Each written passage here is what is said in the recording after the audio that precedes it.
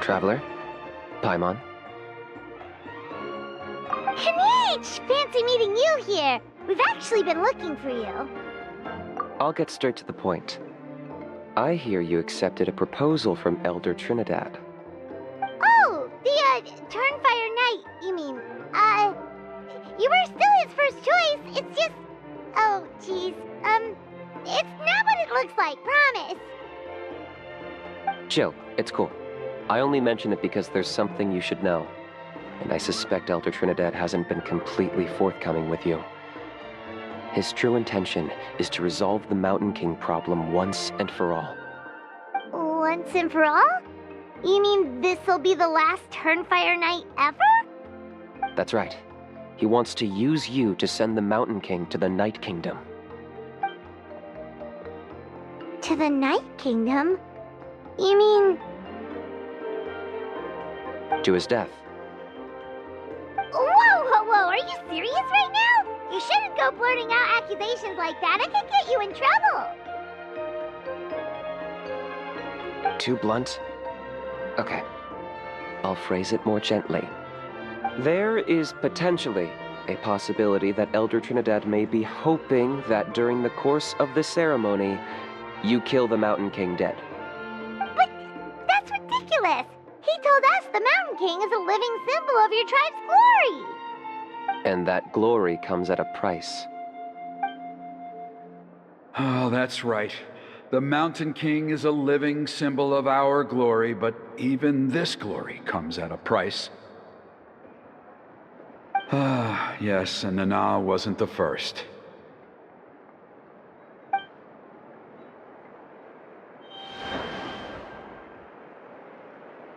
Mm-hmm. She likely won't be the last to lose her life either. Still, is killing the Mountain King really the only way? It seems so extreme! The Mountain King is a unique case when it comes to abyssal contamination.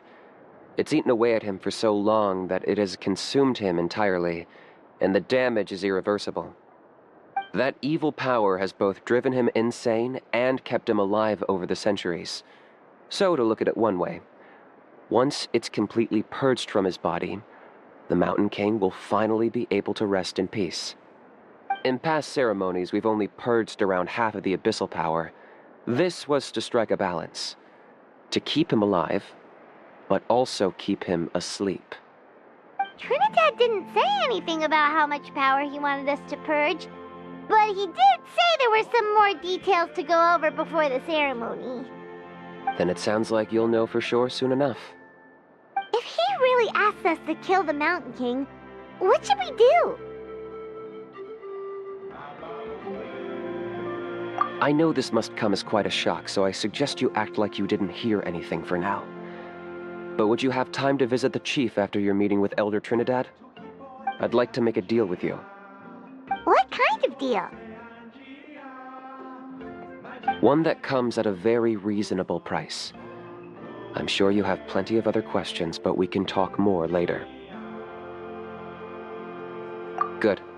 See you soon.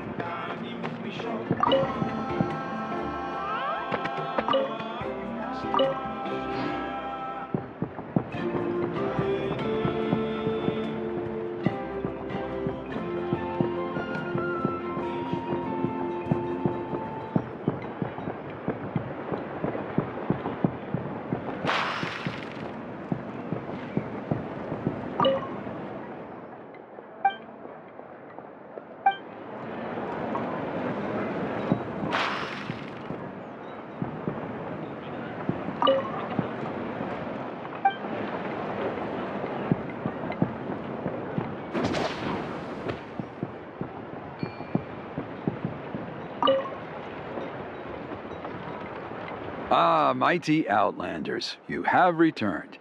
Did you have a good rest? It was, pretty good, yeah. Glad to hear it. Things are progressing very smoothly on my end.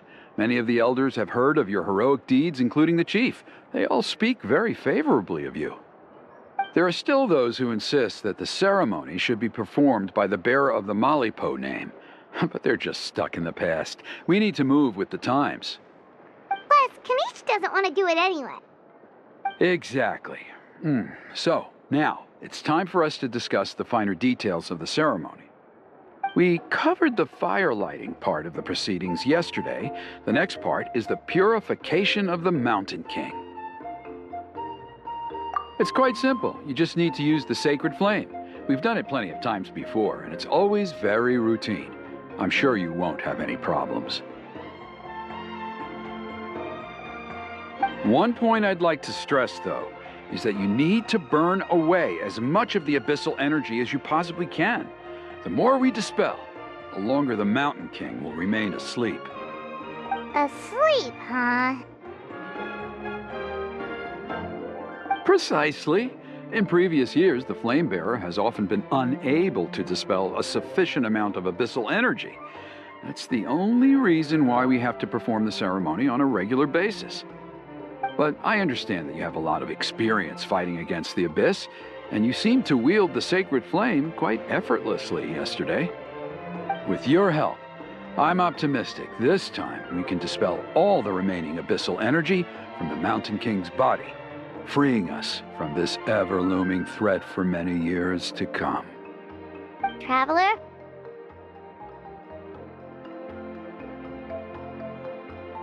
So this doesn't faze you at all, huh? You clearly have a lot of confidence in yourself. That's all you really need to know. The ceremony's in 3 days. I'll come and fetch you when we're ready. In the meantime, feel free to take a look around our settlement. It would mean a lot to the elders if you got to know some of our people. And if you wouldn't mind helping them out with a few errands here and there, that would be even better. So now we have extra errands to run? Maybe we should add a little extra to the price. Just a humble suggestion, that's all. It will help you gain the respect of our people, and as a mighty hero, I truly believe that's what you deserve. I'll be sticking around for the next few days, so if you have any questions, you know where to find me. Seems like Kanish was right. We should go meet up with him right away. Emotional support is important.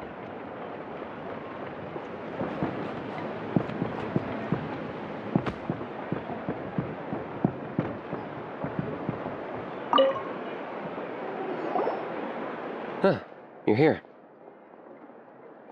Kanish! Elder Trinidad said that... I can tell. It's written on your faces. Is that the Traveler in Paimon?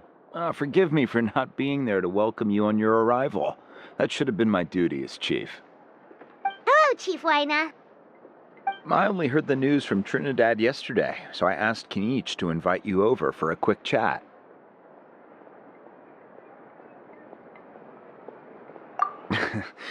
I believe Kanish has already filled you in, so I'll get straight to the point. Firstly, I fully endorse your appointment as flame bearers for the upcoming Turnfire Night. However, I would like to request that you take steps to ensure the Mountain King's safety. Every child of our tribe grows up hearing the tales of our heroes, from Yupanqui the Firebringer to Burkina and the Mountain King who fought against the Abyss. This is our history and our heritage, the source of our pride and the center of our faith. To kill the Mountain King would be to destroy our spirit. I would never be able to face our ancestors in the Night Kingdom.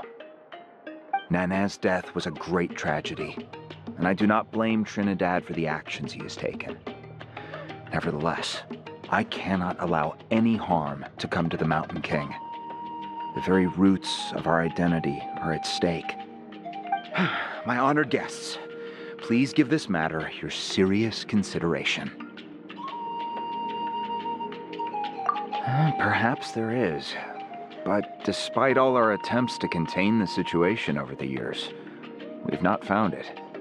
Right now, I should like to hear where you stand on this matter.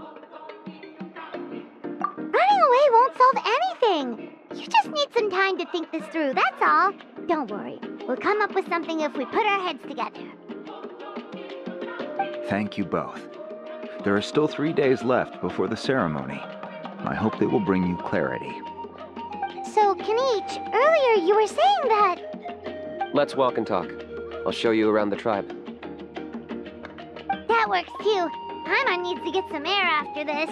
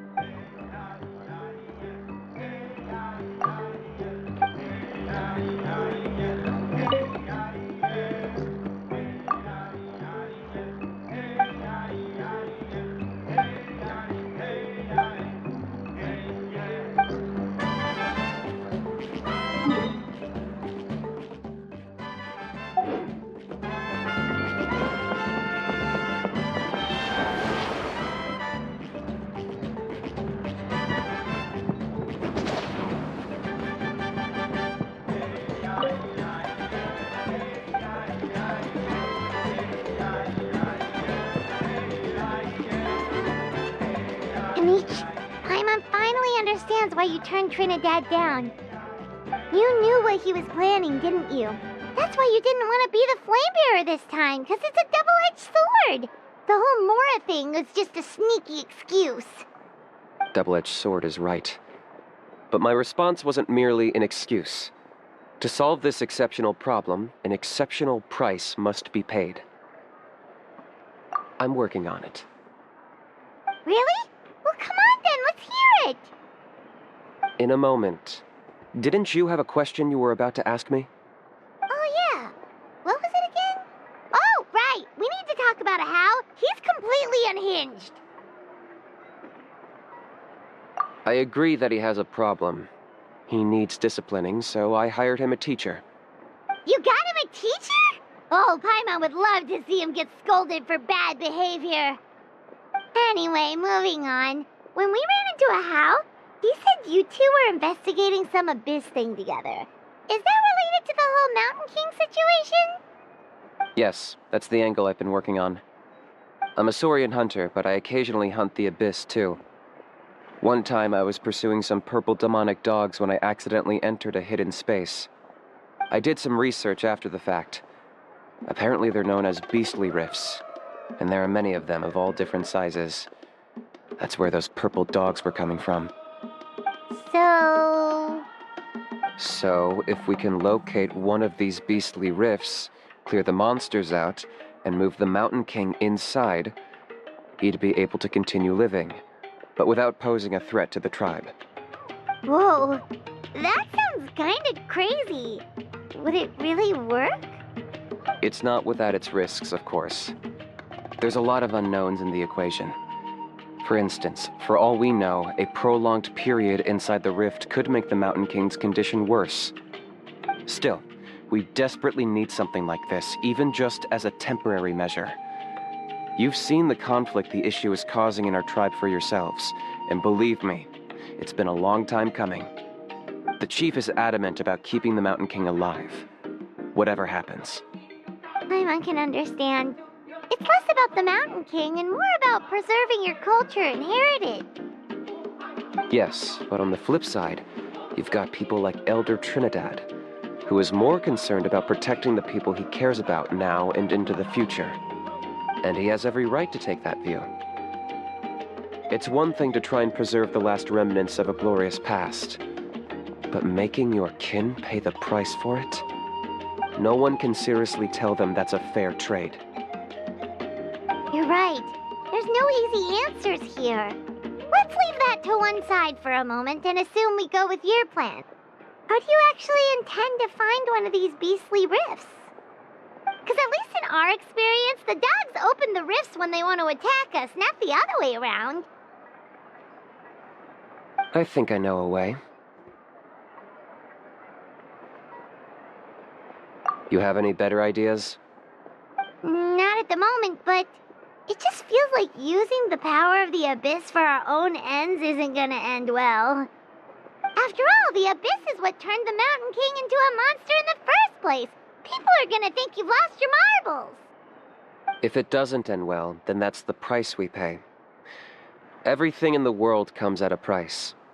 Even when Yupanqui, the Firebringer, stole the Turnfire, it cost him dearly. The Mountain King's erratic outbursts have brought tensions within the tribe to a boiling point. Unless this gets resolved quickly, everyone will be stuck in a stalemate. All right. So what's this deal you wanted to make with us? We're hardly experts on exploiting abyssal power. All I need you to do is keep people away from me. I'm getting harassed on a daily basis by people trying to convince me to be the flame bearer. I can't afford to waste all my energy dealing with them. If you help me out, there'll be a gift for you in return. Ooh, what kind of gift? Something well worth your while, I'd say. Just keep doing what you've been doing. Integrate yourself with the tribespeople, so everyone comes to terms with the fact that we have a new flame bearer. That way, I won't have an endless stream of people coming to beg me to join the ceremony, and I can focus on finding a way to summon the beastly rift.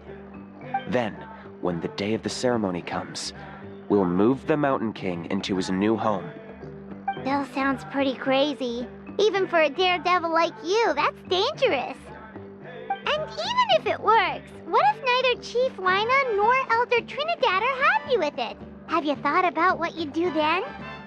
At least the two of them would finally be on the same side of the issue, leaving only me on the opposing side. The tribe needs leaders like them far more than a Saurian hunter for hire like me.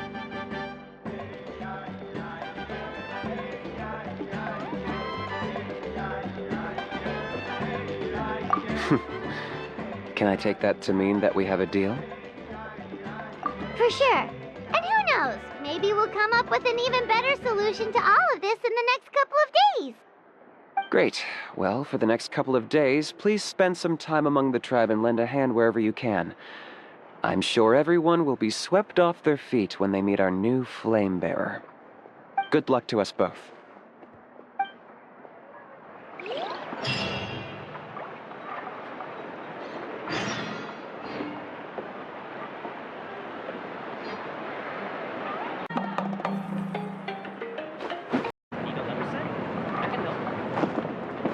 Emotional support.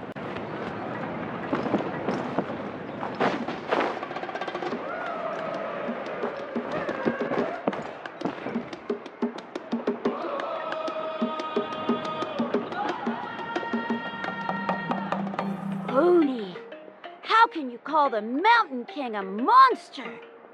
Because he hurt a lot of people. And look what happened to Nana. But it wasn't on purpose. The Mountain King is sick, that's all.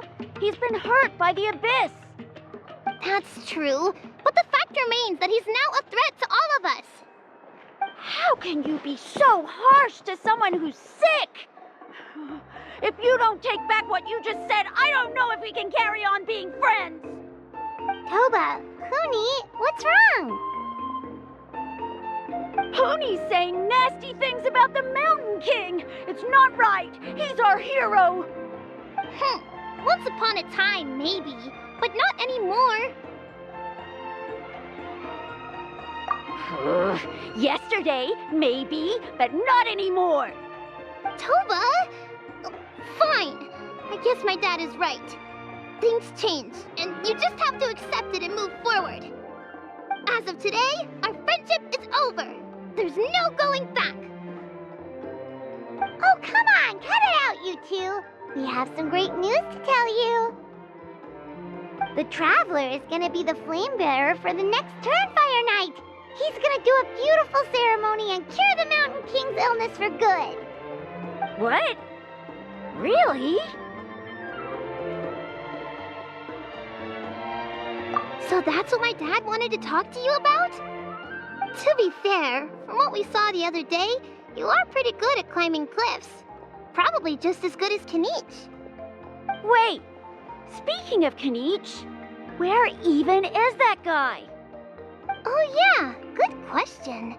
Is he not coming to the ceremony anymore? We can get him to come, but if he catches you two fighting again, he won't be happy. He'll be sure to give you both a piece of his mind. Oh, we can't let that happen. I've never even spoken to him before. I can't afford to make such a bad first impression. I didn't mean to argue with Toba. All I said was that the Mountain King has done some pretty bad things. He was the one who turned it into a fight. Yeah, if you weren't friends, there's no way Toba would have come to look for the baby Saurians with you. All right. Well, because it's the Traveler and Paimon and Kanich, I'm sorry, Toba. I'm sorry for all the mean things I said about the Mountain King. Dad just really misses Nana. And I was really upset that she's gone, too. Huh? Oh. I shouldn't have spoken to you the way I did either. It wasn't very nice of me. For the Traveler and Paimon, Kanich, and for Nana. I'm sorry too, Huni. That's more like it. Now you're best friends again. Guess so. Toba, if I ever say something mean about the Mountain King in the future, I'll make sure I say it to someone else, and not you. I'd better go buy some colored cloth for my dad now. He needs it for Turnfire Night. Let's play again some other time. See you, Toba. See you, Traveler and Paimon. Okay. I'll head home as well then. See you next time.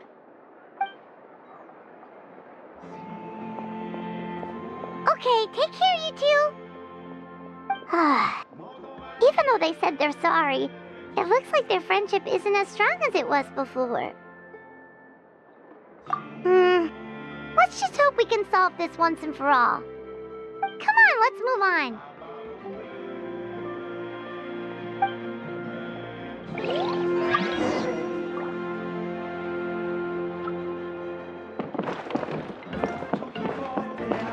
Huh? What's going on over there? Let's take a look.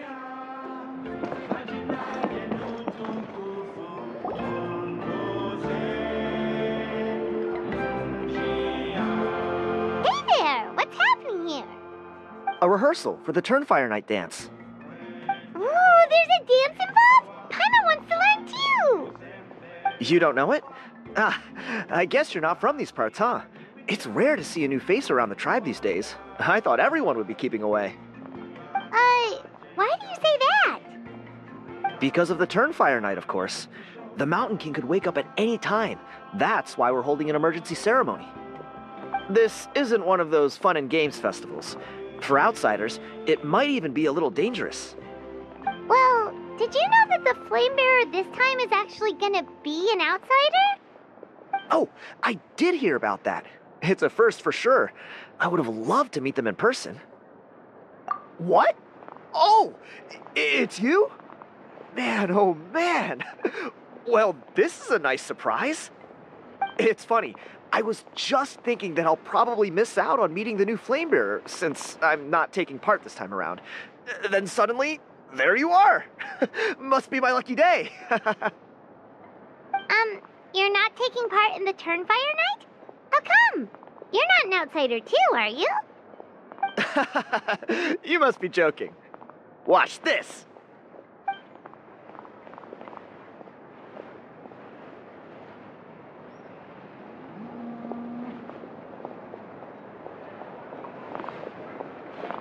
Not bad, right?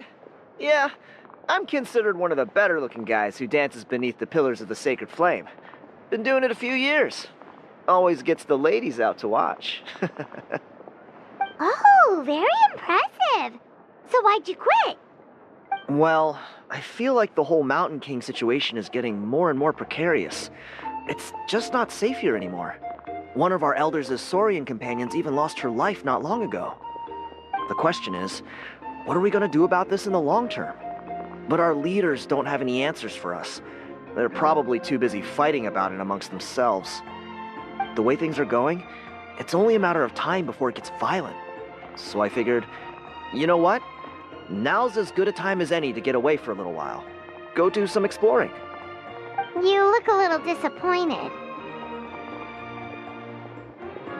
Disappointed? Nah, it's a great opportunity to go see the world. As every male scion of the canopy knows, wherever you are and wherever you go, the only way is forwards. We take pride in that. I won't forget my roots. I managed to get in touch with the Saurian Relics Association. They gave me a simple test. Find a decent quality relic, and they'll make me a member. What's the Saurian Relics Association?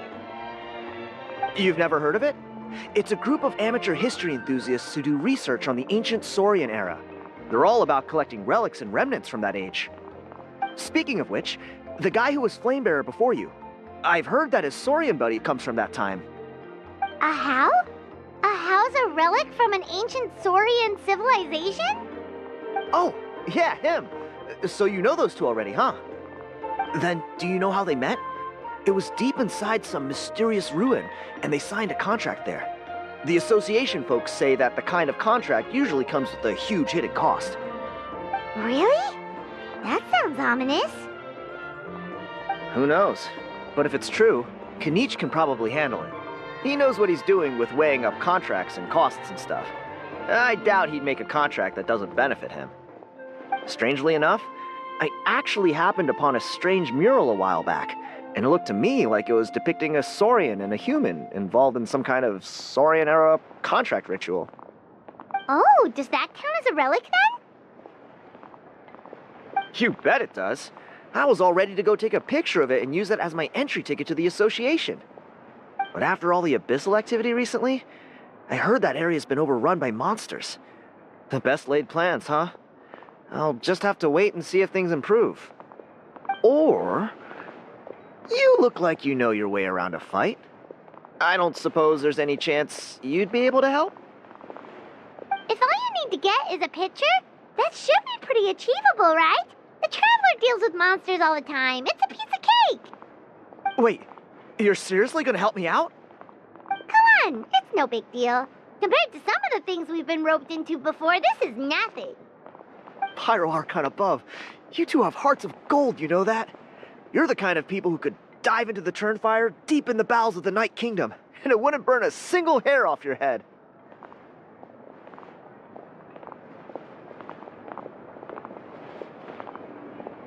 Of course it is. All right, come with me. I'll show you the way.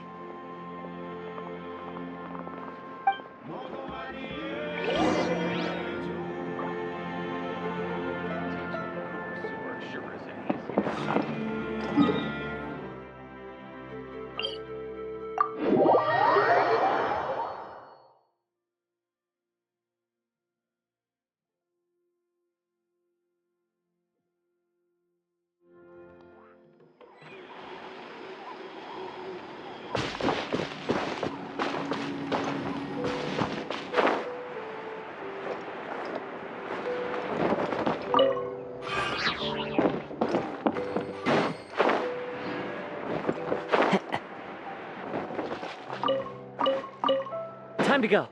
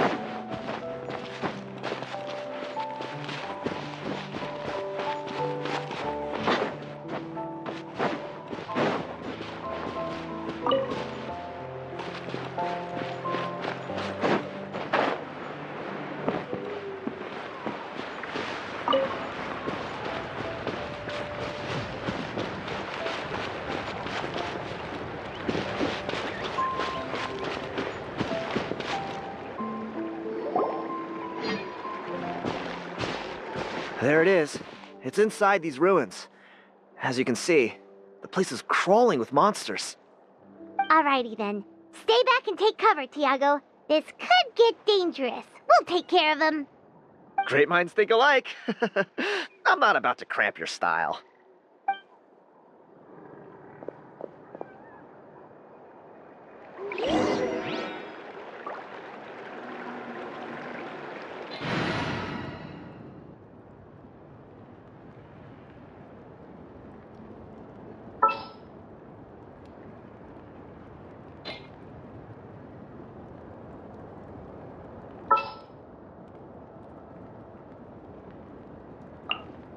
Let the wind lead.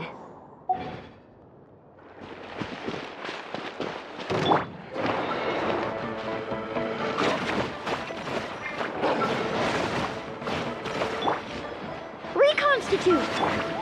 Wakula! Ha! Ha!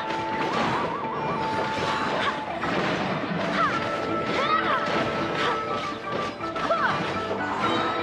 Wind, hear me.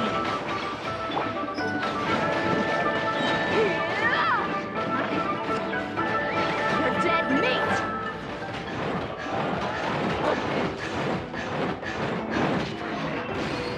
Look alive! Hide! Extract!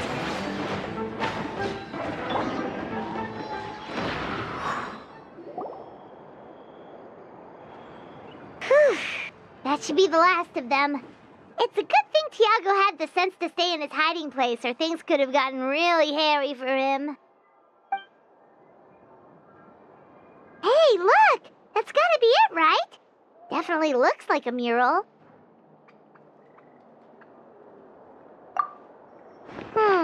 True. Now that you mention it, most ancient murals take up a whole huge wall. This looks more like someone with a paintbrush got bored and started doodling. It does match the story he told us, though. There's a Saurian and a human. So, is that supposed to be what an ancient contract ritual looked like? Whatever. We're not here to decipher it. Just photograph it.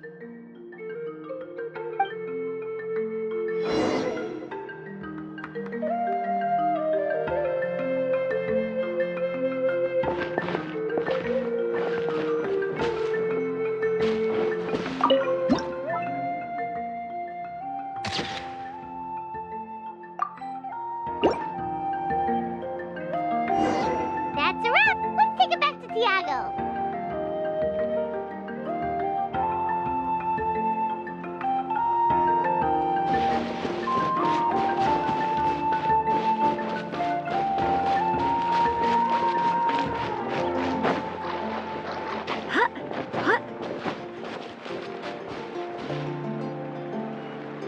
You've been robbed? Oh, Ponche. And I thought my luck was bad. Oh, I put blood, sweat, and tears into that, and now I've got nothing to show for it. Some gap-toothed goon stole it from me.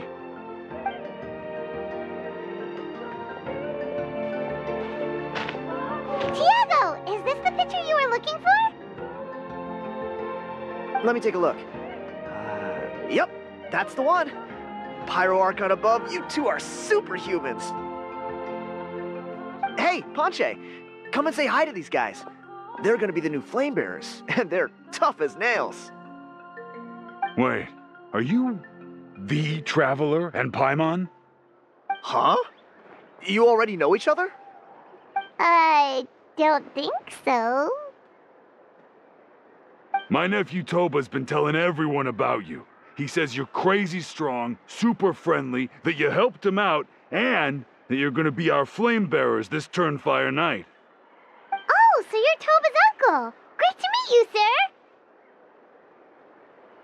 Sounds like we managed to make a bit of a name for ourselves. Toba's not wrong, my friend. These two are honestly some of the nicest, most genuine people I've ever met. Everyone speaks incredibly highly of them. Seriously. If you're comfortable telling them about what happened, I guarantee you they'll sort it out in no time. Really? All I want is to get the fruits of my labor back. Allow me to explain. Panche is a well-known scholar within our tribe, author of the widely acclaimed book, Yupanqui's Turnfire. Unfortunately, the book was stolen by a treasure hoarder a few hours ago. I spent years of my life researching that book. I visited every last ruin, interviewed every descendant of every hero in our history. On the word Malipo alone, I covered at least 5 different interpretations of the meaning based on accounts from different villages. It was an unparalleled masterpiece. And now it's all gone. That little goon ambushed me during my morning walk. He snatched all of my belongings, including my entire manuscript.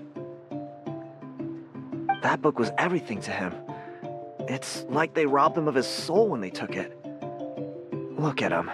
Lost and listless. He's a shell of the man he was. Dear honored guests of our clan, I am but a helpless old student. If only for Toba and Tiago's sake, please help me, I beg of you. See what I mean, Panche? Now you've run into these two, your luck's about to change, big time. I don't know if he's still there, but come on, I'll take you.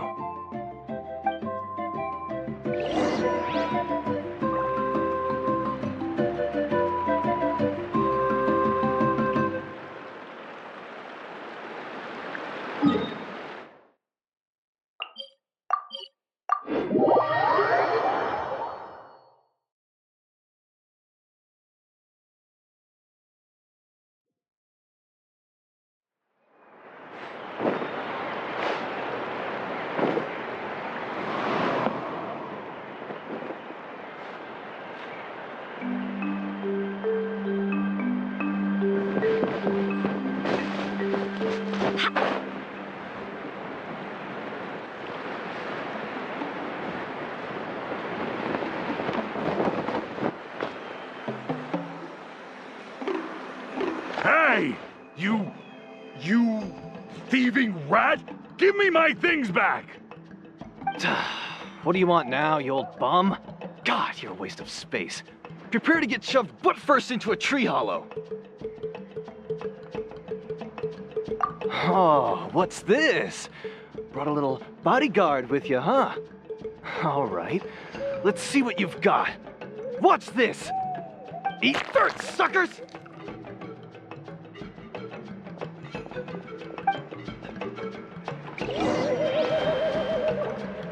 Hey, he's trying to get away! You good? Let's chase him down.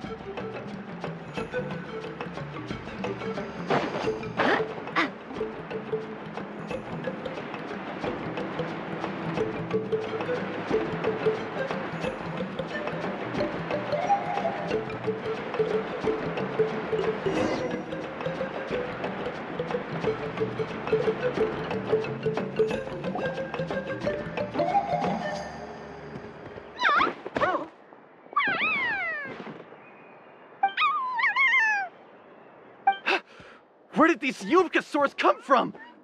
Get away from me, you monsters! Oh, the baby saurians are blocking his path. Stop, please! By all the warriors, heroes, gods, and kings, I can't run any longer. Please, I don't have your stuff anymore. Have mercy. Oh, yeah? Well, where is it then? I threw it away. You threw it away? The old bum's bag didn't have a single mora in it. Just a tatty old book, worn-out pens, and some old rags. All that time lying in wait was for nothing. I was so mad, I just threw all of it away. Is that really the truth? Okay then, where did you throw it away? The same place you found me. Look, I swear on the Pyro Archon it's the truth. May all my worldly possessions be turned to ash by Turnfire if I'm lying. Okay, that's a pretty strong oath. What do we do now? It sounds like he's telling the truth.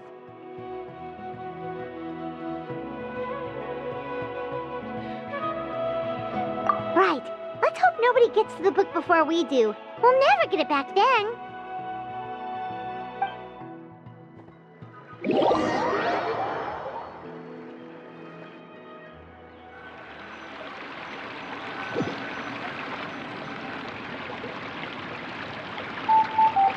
Although the Turnfire is a heroic symbol in Hoytzatlan, it always comes with the more ominous implication of eventual tragedy.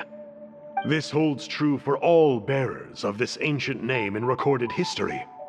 Each one of them died of non-natural causes, as if the specter of the Turnfire was always lurking in the background.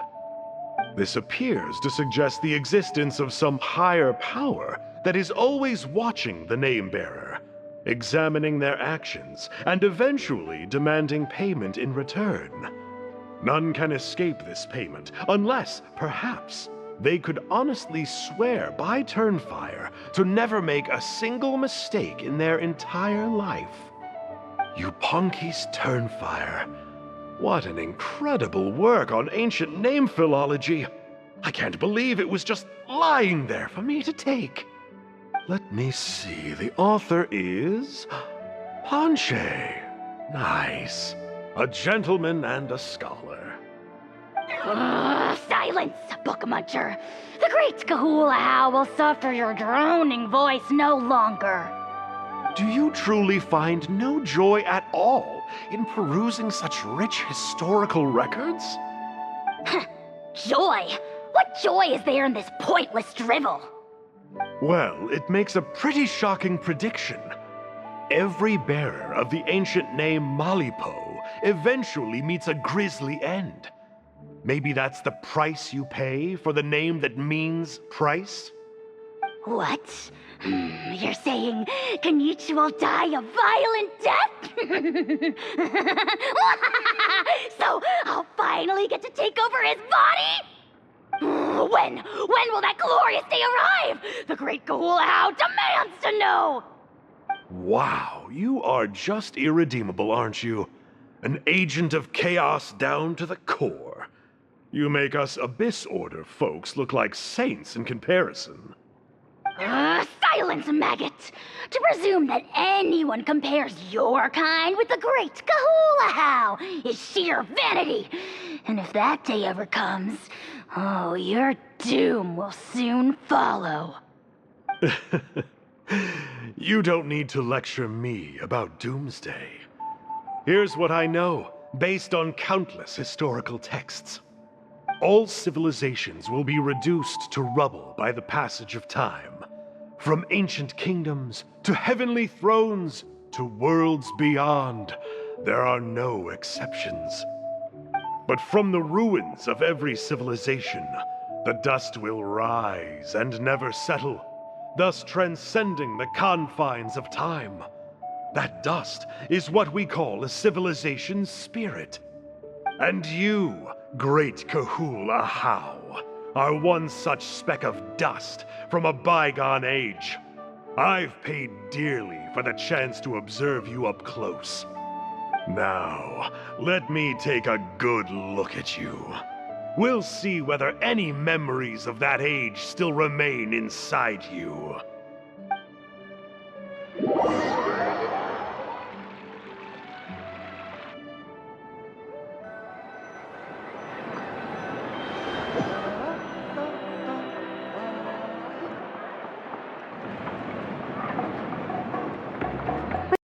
Does that mean all of my hard work was for nothing? You gotta stay positive, Panche. You might have lost the book, but the brains behind it are still intact. Surely you remember the main points at least? The whole reason I worked so hard to get it finished before the Turnfire Night is because I hoped that maybe it might help us find a way through these trying times. But now... well, not exactly. But I thought my research might at least be a starting point. Oh, really? So what did you find out in your research? I think the key to all of this lies in the power of Malipo. Panche, you know as well as anyone that ancient names don't hold any real power. Symbolic power doesn't count. You're right, but Malipo may be a special case. Given that it first arose in the era of the first Pyro Archon, it might contain remnants of Xbalanque's power. Yeah, I remember that story. My grandpa told it to me when I was a little kid. Maybe you're the special case. Most kids stop believing in that stuff by your age. I'm not talking about childhood superstitions here. There is evidence. Like what? Like the fact that the Mountain King is still alive. Everyone attributes that to the power of the Abyss. But there's more to it than that. The key factor is that Burkina summoned the power of Malipo at the cost of his own life. If you don't believe me, then answer me this. How many other creatures can you think of who lived longer, not shorter, after being contaminated by the Abyss?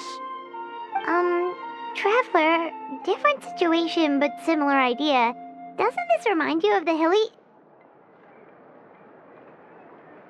So, I came to the conclusion that Malipo must refer to some mysterious ritual involving a tit-for-tat exchange.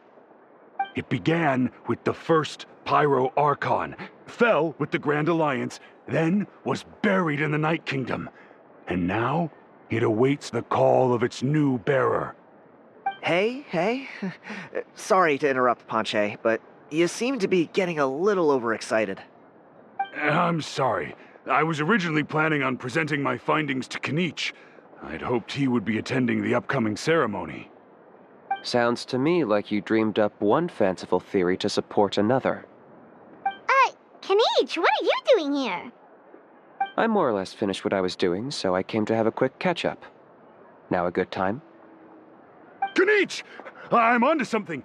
I haven't worked out all the details, but you have to attend the Turnfire Night. So Mr. Panche here has done a lot of research on the history of the Turnfire, and thinks he might have found a way for you to solve the problem. I'll be there, Panche. Let's go.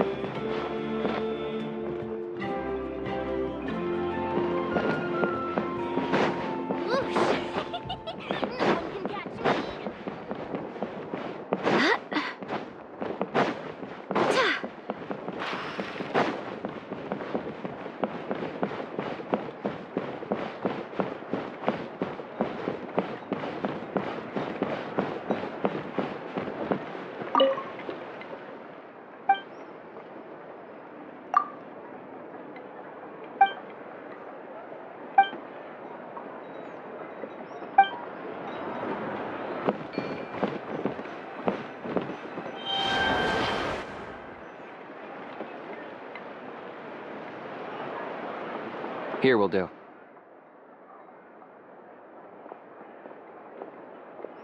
Yeah.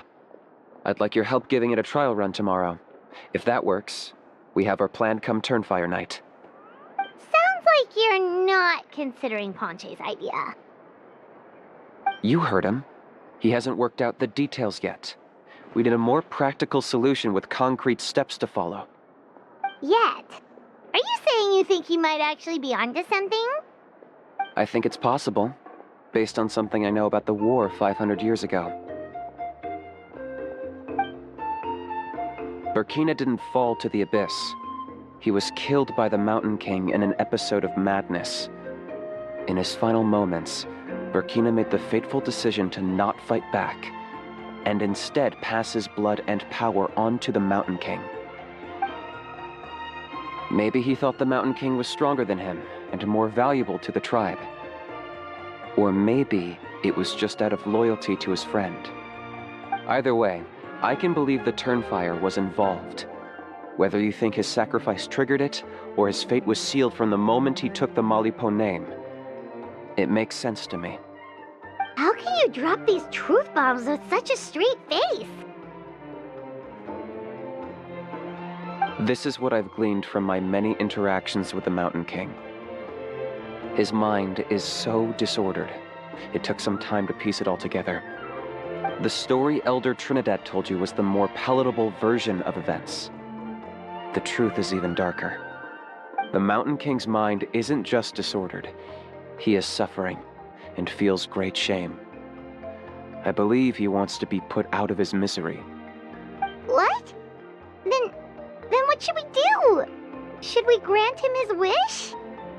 Of course not. We should help him move to a new home. It's the only practical solution. The Mountain King is a hero to my tribe. An object of worship, even. Ending his life would be like desecrating a statue.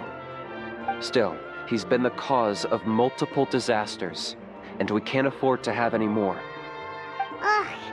Practical solutions hurt Paimon's brain. Can we follow our hearts next time?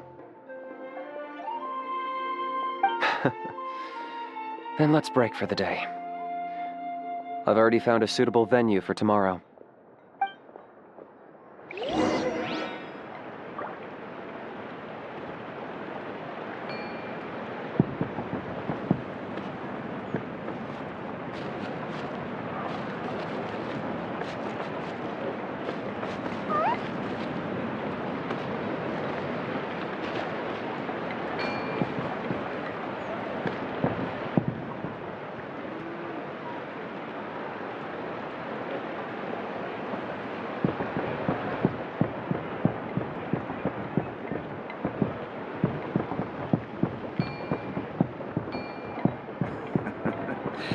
Oh man, now isn't this complicated?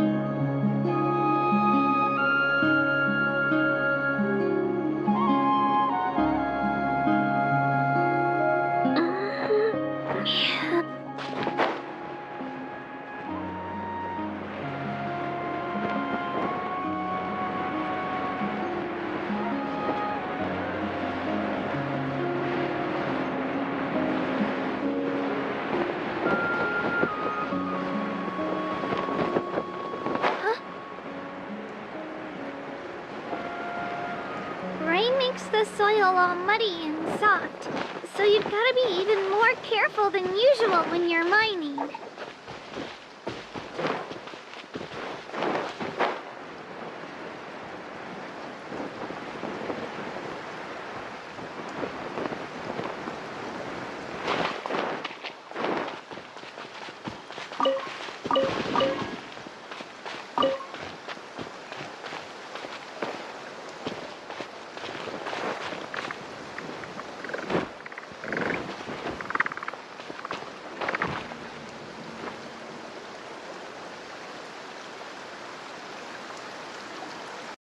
Come look at this gem!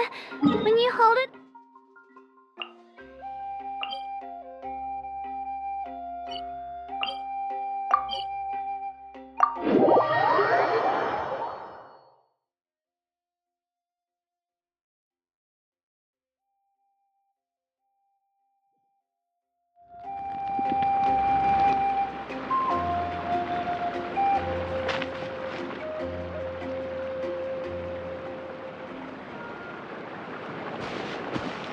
You're here. Very punctual. Oh, so the gruesome twosome come crawling back. Here to make amends after the gross irreverence you displayed last time? Very well. The almighty Dragon Lord Kahula shall grant you the audience that you seek. Now pucker up and kiss our feet. Kanichi, didn't you say you found him a teacher? He's just as out of control as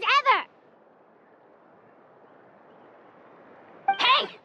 No one gets to discipline the almighty Dragon Lord Kahula. No one! Maybe because I've never had a gentle-natured companion like Paimon to compare against. Is that a compliment? Yeah, I see what I'm missing out on now. And it's a lot. Kanichi! We could drown this measly flying ant in one droplet of spit! How dare you compare her to the almighty Dragon Lord Kahula? Oh, just wait till I possess your dead body! I will commit heinous atrocities, tear down your legacy, destroy your reputation, wreak havoc on your...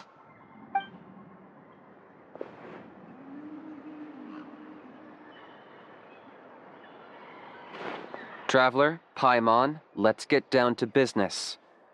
Once we've opened the beastly rift, you're welcome to toss a how in there for a couple of days. With pleasure. You don't need to ask twice. I got my hands on this device in a trade. It's meant as bait, but it'll also stabilize the abyssal energy. The rift towns will tear through space to get to this. Once they're here, we take them out and claim the rift for ourselves. You'll find out soon enough. First, let's try this out.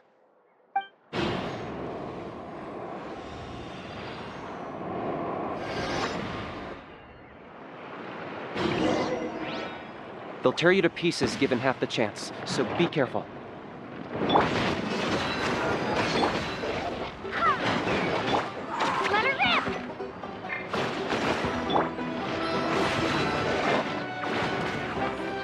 Locked up!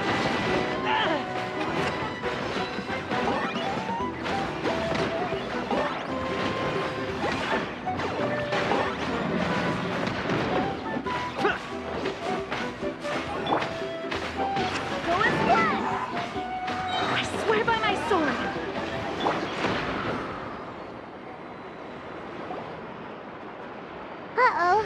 Are there even bigger ones on the way? You see, Kanichi? I'm a man of my word. In fact, I'd say I under-promised and over-delivered. Nifty little gizmo, isn't it? I take it this is your true form? Now that our deal is complete, it's time to start the next phase of our relationship. I made a promise to the great Kahula How, and now I'm here to seize your body for his use. Cliché, I know. The hero's trusted partner sells him out to the abyss in a shocking act of betrayal. Cue bad guy speech and drawn-out death sequence. Huh? Huh? Huh? What are you two doing here? Oh, Mr. Kinich, this is not what we agreed on. Traveler, this is the gift I got you. I know you're looking for intel on the Abyss Order, so I thought he might be of use to you. But it looks like you've already met. Yikes. Frosty reception. Gotta say, I kinda pictured this moment going a little differently. Tears of joy welling up in your eyes as you say the words, "It's good to see you again, old friend." Don't be ridiculous. Sounds like you've been reading too many romance novels. There we have it. Change is inevitable and nothing lasts forever. What a pity. Well then, time for you to meet the new me. This time, please call me Sanka. Sanka! Aha! So you're Glasses Guy! You tricked Huni and Toba into telling you a bunch of stories! What does it matter? A name is a superficial label. It's what's deep down inside that counts. And I've shown you the deepest parts of me. That would explain a lot. Why else would you show up here and start acting like a wise guy? You looking for a fight? I'll pass. I do rather like you, as I've said before. But my one quibble is that you really don't know your own strength. Wait, of course! You're the one behind all the recent Abyss activity! Let Paimon guess, you've been provoking the Mountain King too! Haven't I told you before? I'm not part of the inner circle who do our Highness's bidding. My interests are far more low stakes. I spend my time digging for truth in ancient doodads and books. You really think a benchwarmer like me is capable of more than that? I investigated him. He's not connected to the recent events. Just happens to be in the area. So, I struck a deal with him. He helps me summon a rift. I allow him to do some historical research. But that's all over. And now Kinich wants to hand me over to you. Well, I was hoping this would be an opportune moment to whisk away his body. That would have given me some more time to study the great Kahula How. But now I've run into you, which is just my luck. Or maybe I've incited the wrath of the Turnfire, and this is the price I have to pay. But I don't understand. What did I do wrong? Wait, does that count? Let me think. How? You are the worst of the worst! Colluding with the Abyss Order against Kinich? How could you betray your partner? There is no betrayal. The almighty Dragon Lord Kahula How is a partner to no one. Don't worry, I told him to act as bait. Yes, and you should have picked a bigger fish. The Abyss Order? Ha! What a joke. Not even a match for our lowly servant. I put up with this toad's croaking for days, and it was all for nothing. It looks like your disciplinary measures have been less than effective, Mr. Enjo. What did you expect? Behavioral rehab isn't really our thing. Otherwise, we might as well change our name from the Abyss Order to the Abyss Boarding School. The abysmal disorder would suit you better. Kanish! Dispose of him! He is of no further use to us! Traveler?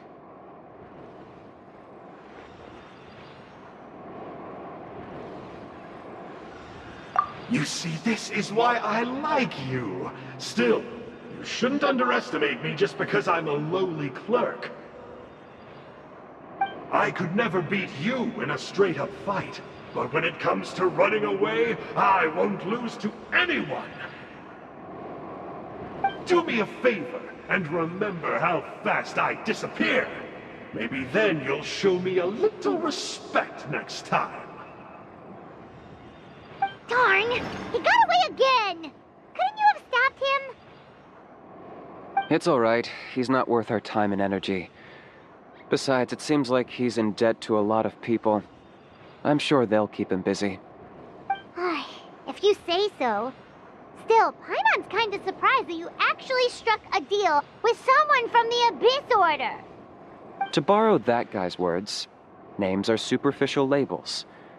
Whether you call it the Abyss Order or anything else, it's a broad generalization at best. Think of it like apples that have fallen from a tree. If you tasted each one, you'd find that they're all at different stages of ripening. Even the unripe fruit blown off its branch before it's fully grown can still be brewed into a fine wine. Everything has its use. Huh. Well, in that specific sense, maybe Enjo's not such a bad apple. Not rotten to the core, at least. Of course! Only the almighty Dragon Lord, Kahula How, is rotten to the core and evil beyond redemption. Ugh. So what exactly are you anyway? You're definitely the evilest little thing Paimon's ever met. Don't worry, he can't hurt a fly. You could say that.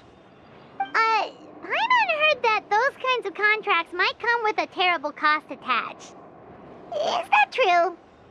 Such as a How watching me like a ravenous vulture? Vulture? Vulture! We are the Dragon Supreme! Sovereign ruler of the Nation of Flame! Let's pick this up another time. It's getting kinda late. You should go back and get some rest. Big day ahead. Tomorrow's Turnfire night. Time to light the sacred flame and burn away the filth for a legendary 500-year-old warrior. Oh yeah. Hearing you lay it out like that is making Paimon a little nervous. For all the work we've put in, it all comes down to tomorrow night. We have to make sure we solve this problem once and for all. Then it can't hurt to say this one more time. Good luck to us both.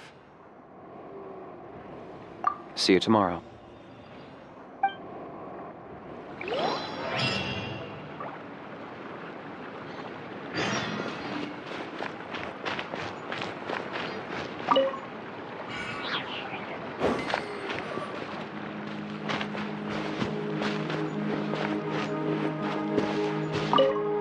What happened to getting some rest? You're cautious, like me. I get it. But don't worry, like I said, I investigated, and I'm confident he has nothing to do with the Mountain King situation. Before he got tangled up with us, he was looking into the Mare Javari. That's another major part of Natlan's history. Our ancestor, Burkina, once fought a campaign there alongside the 5 other heroes.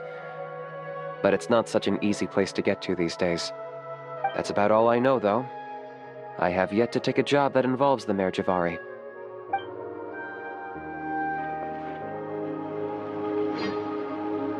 What happened to getting some rest? The house piqued your interest, huh? It's true that he's a relic from an earlier Saurian age, but since we're bound to each other by a contract, you can see him as my companion for now. I know he can be awful, but don't worry. As long as I'm still around, he can't do that much damage. That's a key part of the contract. The How has to obey my orders and lend me his power for as long as I live. And after I die, a How gets control of my body. That's the price. Crazy, isn't it? That was probably the first time I really appreciated what it meant to pay a price. Then once I signed the contract, I received the ancient name Malipo. But that's a whole other story.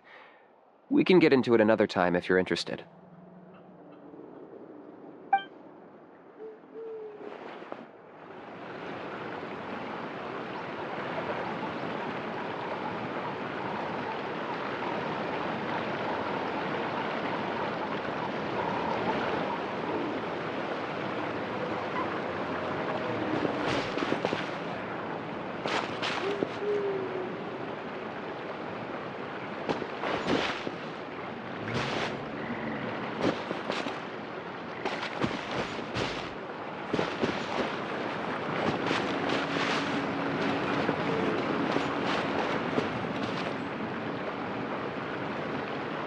People are used to the desert life, but still, I hope that one day they'll be able to find an oasis.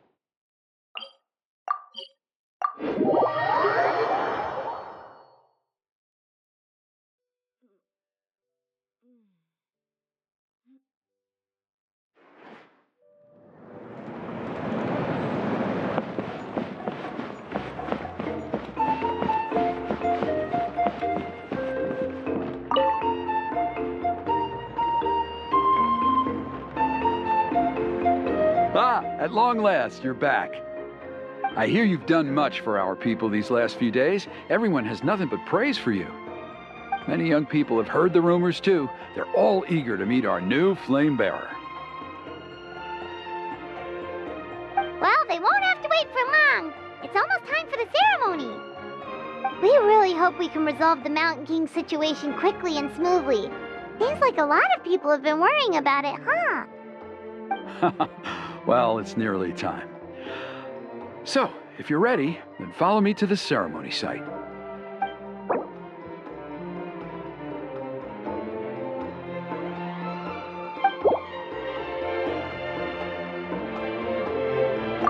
Of course, there's no rush. I can wait for you right here.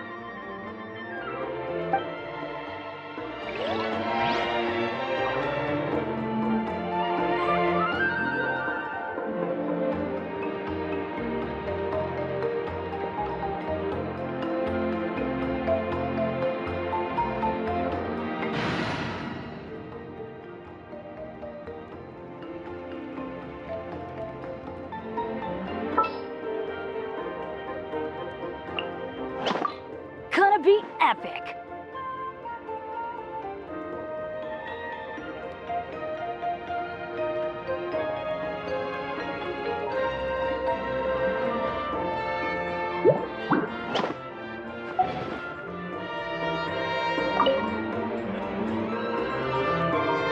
Are you ready?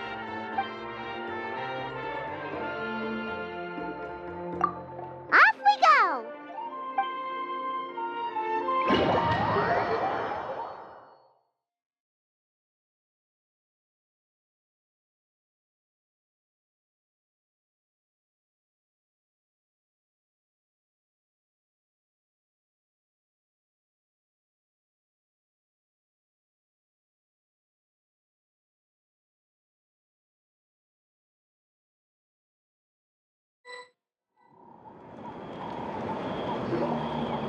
Here we are.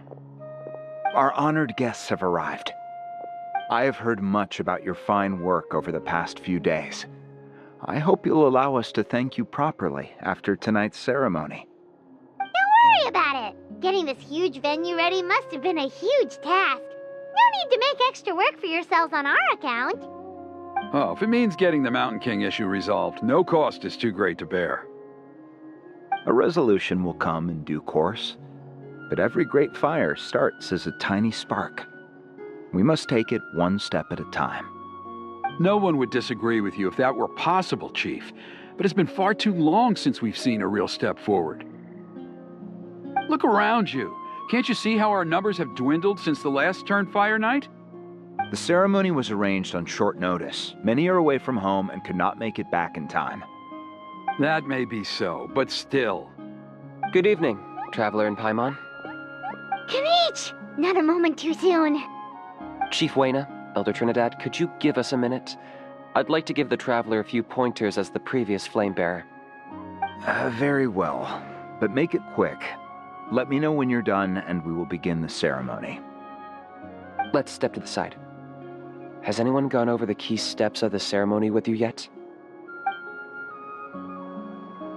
Yeah, Elder Trinidad did, but, Paimon seems to have forgotten them. What a surprise! The flying ant has an ant-sized brain. If you don't want your tongue to be burned off by the sacred flame tonight, I suggest you stay quiet. See those sacred flame pillars? Once you've lit the fire, go light each one up in turn. Once that's done, head down into the cave where the Mountain King slumbers, light the braziers along the way, then bring the flame to the final altar. Then the ceremony is complete. That sounds simple enough. The process isn't complicated, but remember, you mustn't turn back at any point. If you miss a pillar, you can't light the next one, then come back to it. You have to keep moving forward, or it's seen as disrespecting our ancestors. If that happens, you won't receive the blessing of the Turnfire, and you'll have to start over. I made you a diagram that summarizes the steps. Take a look.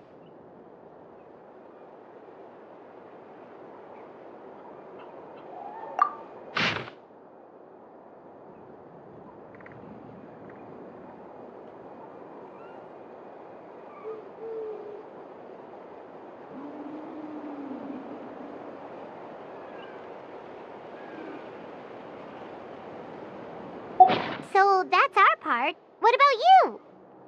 I'll be with you the whole way, and once you've lit the altar, I'll start summoning the rift. You can leave that side of things to me. Just focus on your part. Okay. We'll try to remember all that and get it right the first time. Ready when you are. But I think I saw Huni and the others just now. Maybe you should say hi before you start. Might make you less nervous. Just tell the chief when you're ready.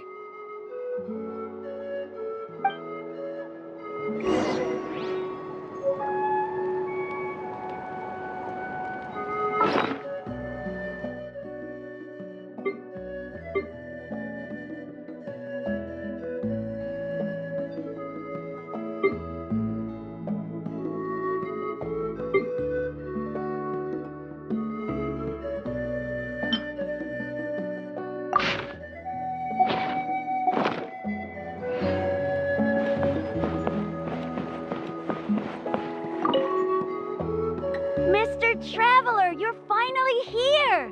I even dragged my uncle out to watch the ceremony. Although I'd hoped for the Malipo name-bearer to perform this ceremony, that was never anything to do with you, so please don't take it personally.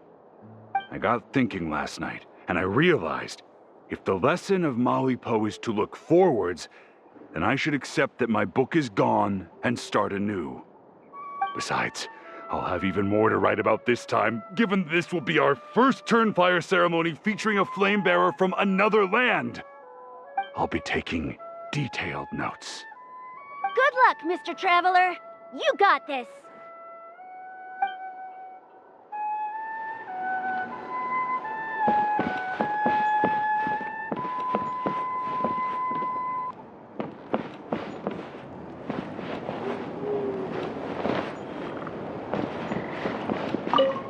Hey!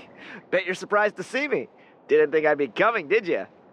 I was all packed up and ready to go, but then I thought, I wonder if the ceremony will go any differently with the new flame bearer. So yeah, here I am again. I still owe you for that picture you took, so once you start, I'll be dancing to cheer you on. Don't be nervous, you'll do great.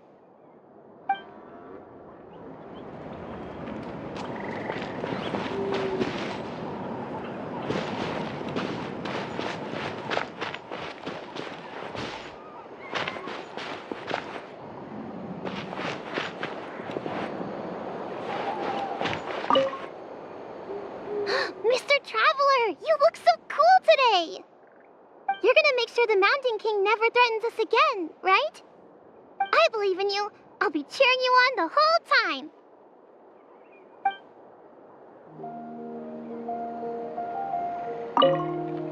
time. Mighty Outlanders, the time has finally come. You know what must be done. Please remember, you must cleanse as much abyssal energy as you can. This is the only way to prolong the Mountain King's slumber. I am sure you have what it takes.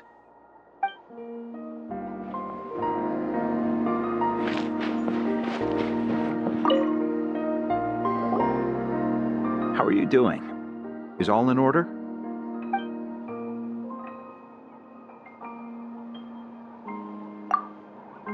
I'm counting on you. Don't... By past fuel and present flame, life marches ever on. My brothers and sisters, the time has come to light the fire once again, and let the Turnfire night shine bright in Hoytzitlan.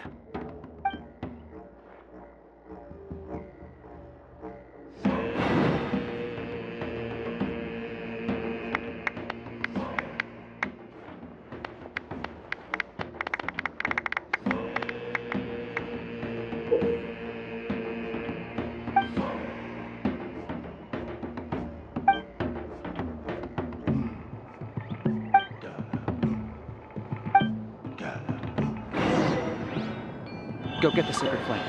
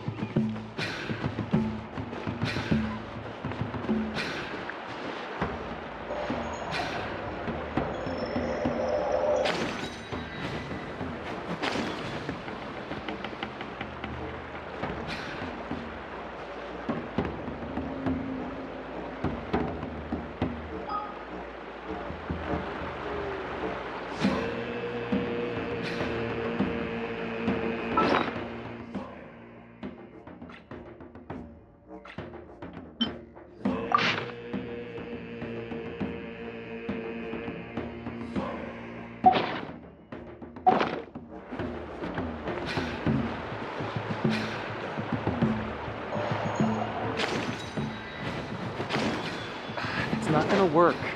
You have to do them in order, and there's no going back.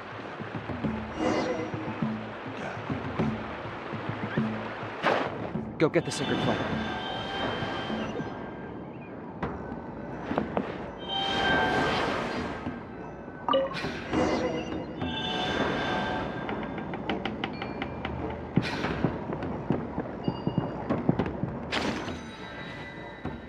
Nicely done. Off to a good start. Great stuff.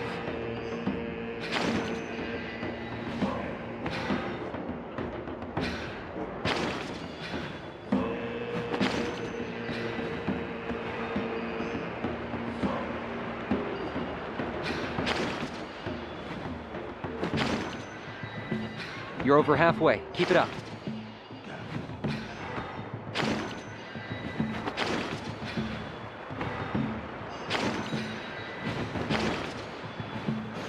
Impressive.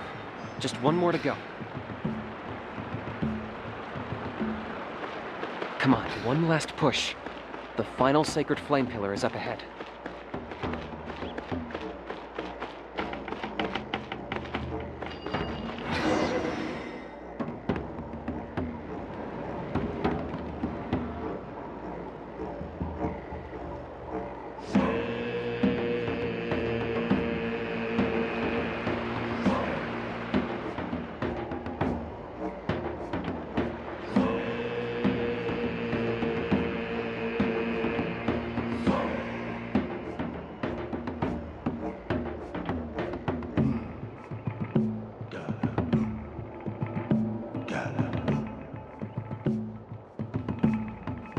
Great.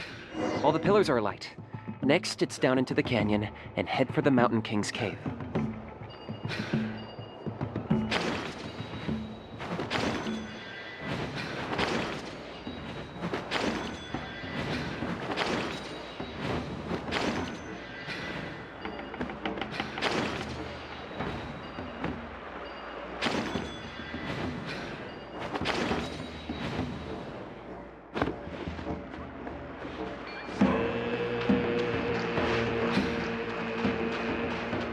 Almost there.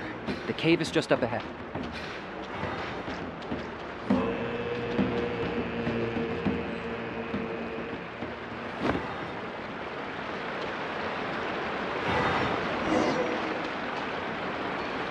The Abyss presence is growing strong. We should deal with the contamination first.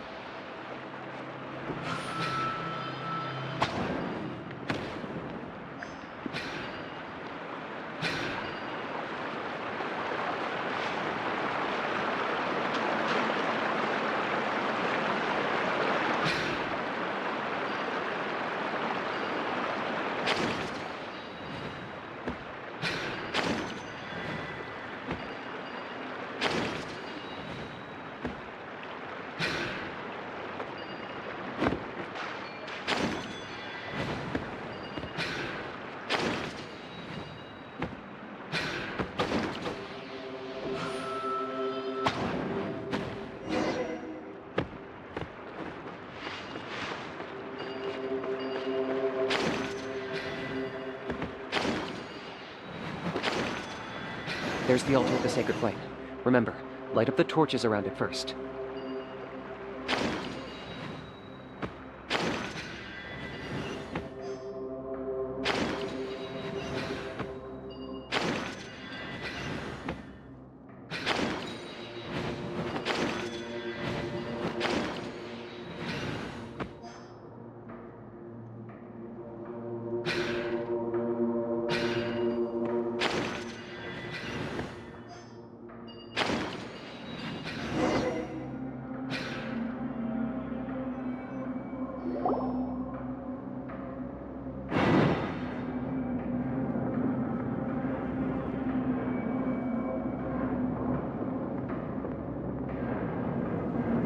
Woohoo! We've lit up the final altar!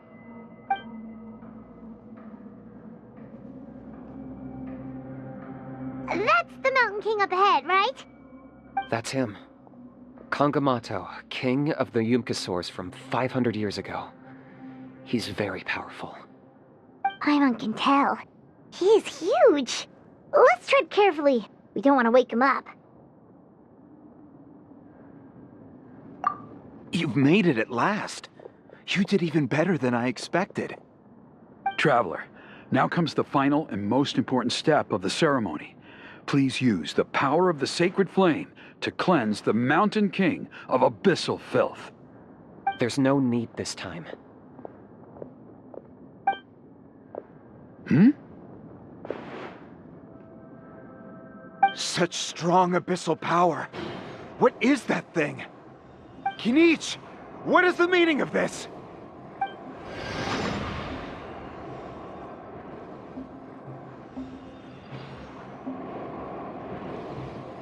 Is that a beastly rift? Chief Waina, Elder Trinidad, this is about to get a little dangerous. You should step back. What do you think you're doing? Solving the Mountain King issue. You mean by having him torn to pieces by rift hounds?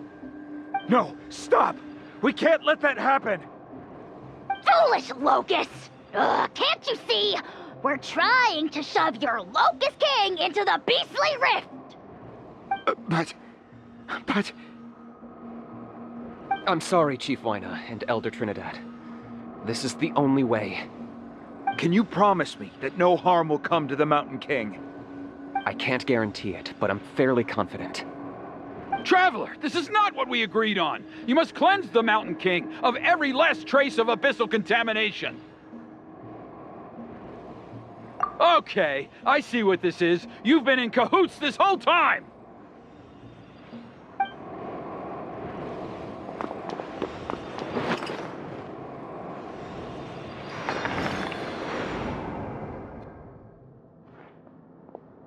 You imbecile! What have you done? Oh no! The device is destroyed! You forced my hand. I had no choice. Elder Trinidad! What are you doing?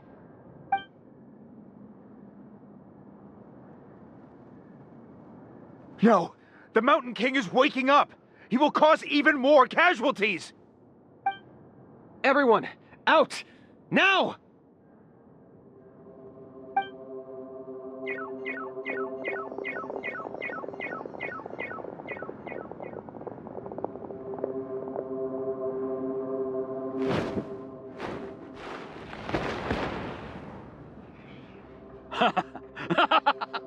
Well, it seems there's only one way to awaken you all from your willful blindness. More sacrifices must be made.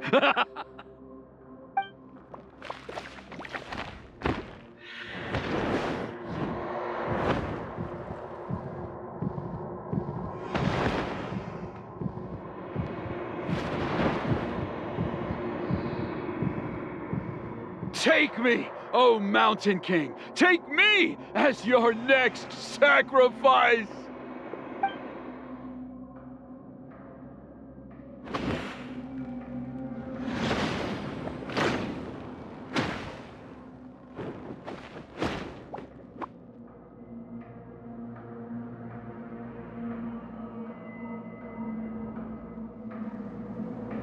Everyone's still outside. We have to keep the Mountain King here. Give me a hand. Everybody stand back! Huh? This'll brighten up the place. Here goes! Neutralize! Target acquired.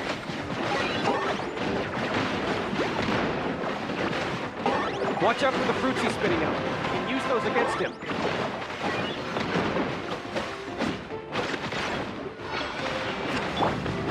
You asked for it.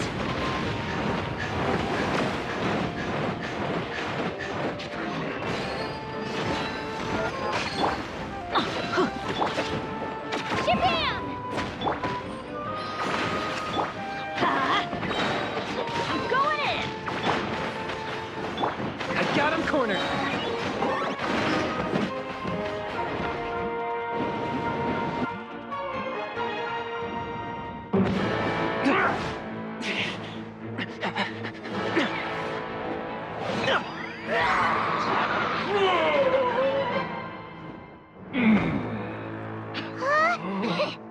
What do we do? We can't open the rift!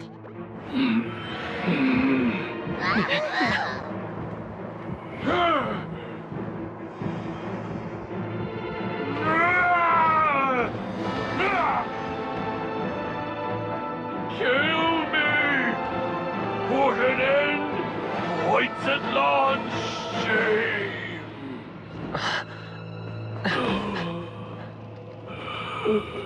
By past fuel and present flame, life marches ever on.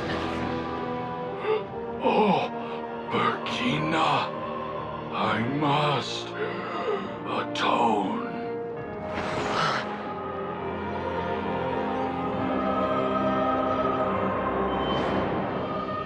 Patience. We will answer to the fire for all our deeds.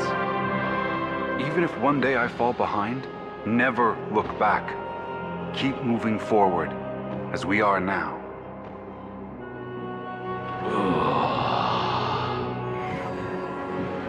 Live with your guilt and shame. This is the price to pay.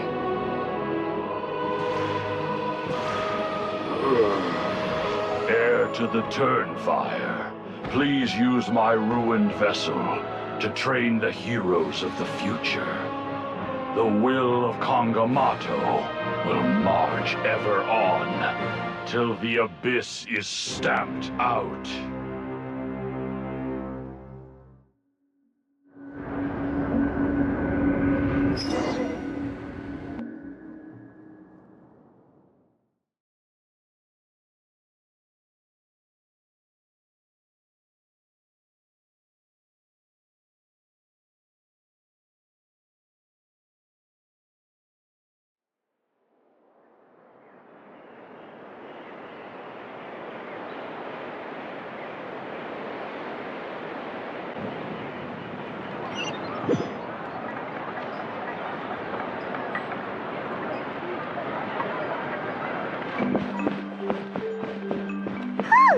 Pretty eventful day yesterday, huh? Paimon wonders how things are doing now. Let's go ask the chief!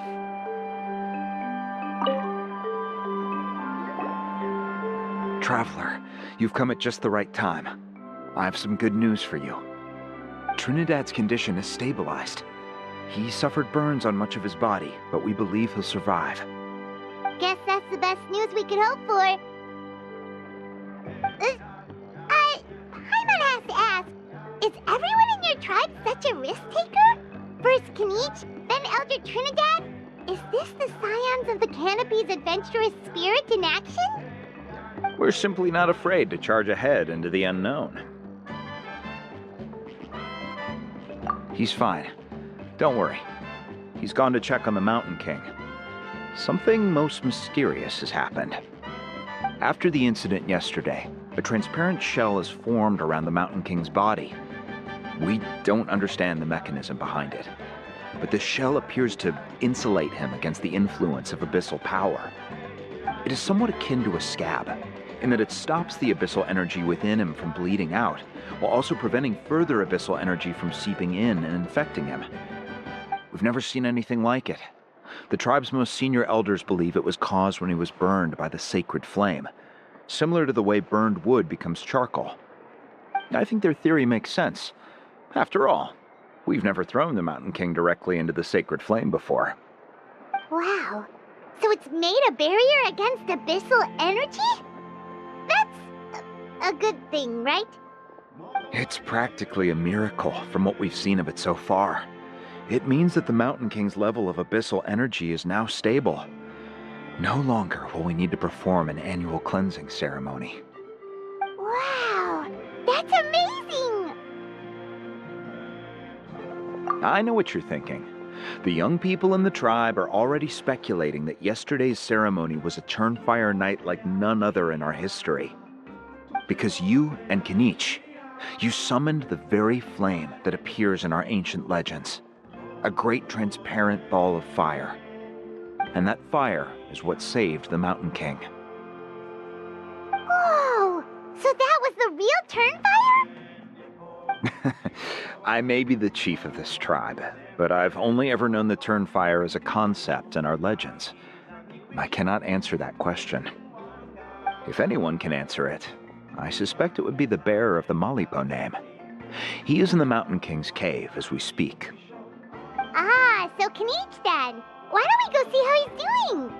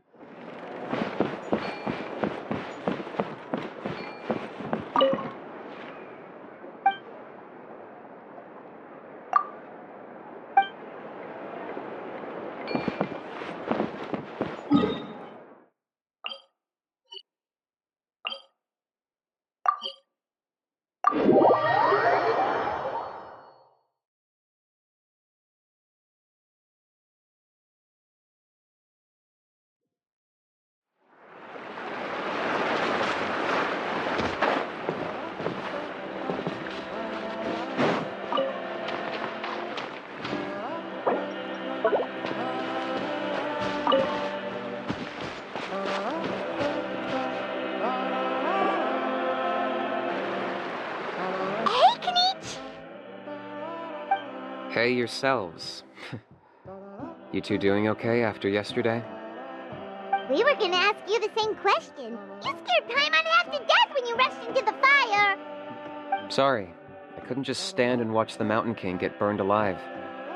So you thought you'd try and extinguish the sacred flame with Dendro? Or is that an attempt to make the almighty Dragon Lord Kahulahau die of laughter? The sacred flame only possesses a fraction of the Pyro Archon's power. It's not as if I was fighting the Pyro Archon herself. Kinich, when you went into the flames, were you intending to, Intending to what? to, do the same thing as Burkina? Sacrifice myself? Of course not. My focus was on keeping the Mountain King alive, not on what it would cost. But now I'm curious. What made you think I was going to sacrifice myself? Well, because everyone's saying the Turnfire is what saved the king last night. And Ponche's theory was that summoning the Turnfire is a tit-for-tat exchange, right? So, Paimon thought you decided to pay for it with your life. So you've heard that rumor too. I'm afraid I can't say for sure. What happened yesterday was a first for me too. Well, even if you don't know, there's probably no one in the world who does.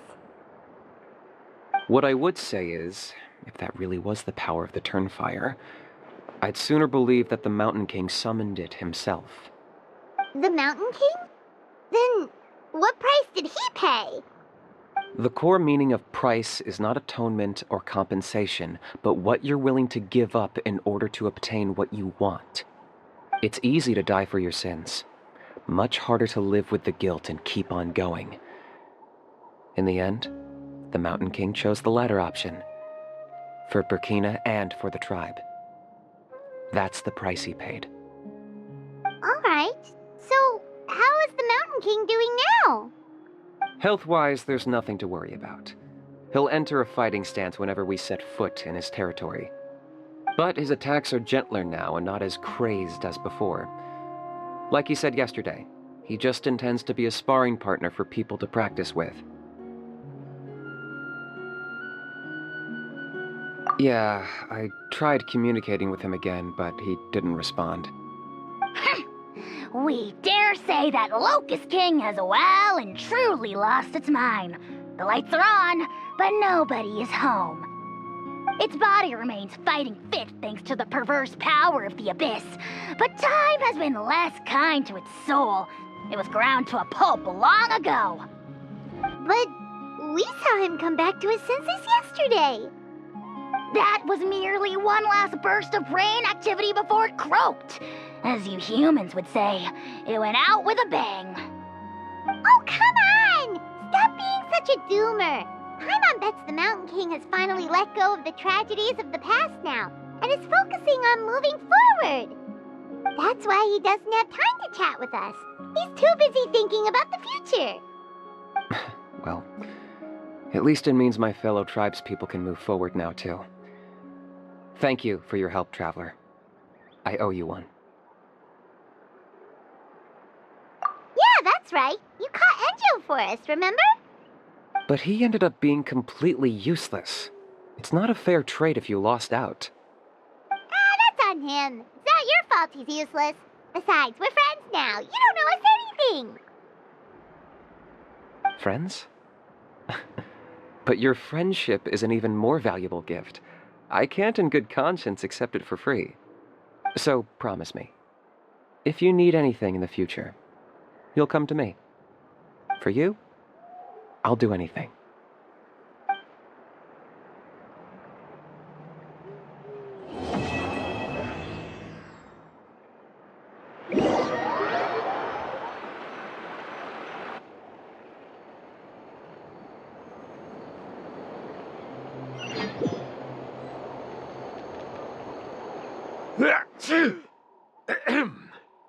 So, in the end, only poor little Huni got the sad ending? Yeah, everyone's happy except me. First Nana, then my dad. Why does everyone in my family have to suffer? Huni, it'll be okay. Your dad will get better soon. Toba, you're my friend, so I shouldn't say this to your face. But it was all the Mountain King's fault. Huh? Now hold your horses, kiddo. If you promise not to fight, Uncle Sanka will tell you a story. Okay, before you roll your eyes out of your skull, I promise you can trust me. I almost got my eyebrows burned off by the turnfire after last time. That's why I came back, to make it up to you. All right, I'll just get to the point. Do you know what Uncle Sanka loves the most about your people? What? Your extreme sports. Huh? On my first day here, I got hit by someone falling out of the sky. I believe you call it bungee jumping? It's a dangerous sport, to be sure, but the courage it took to make the jump impressed the heck out of me.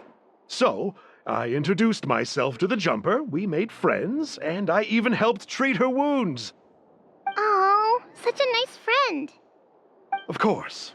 Anyway, the good times didn't last, because I got captured by a powerful foe, so we had to part ways for a while.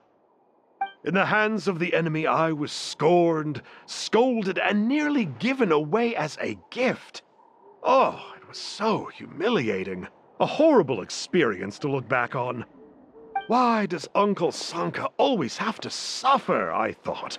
So I feel your pain, Huni. I was in the same position. But in the end, I made it through, and I left all of those painful memories in the past. I even managed to reunite with my friend. Is that it?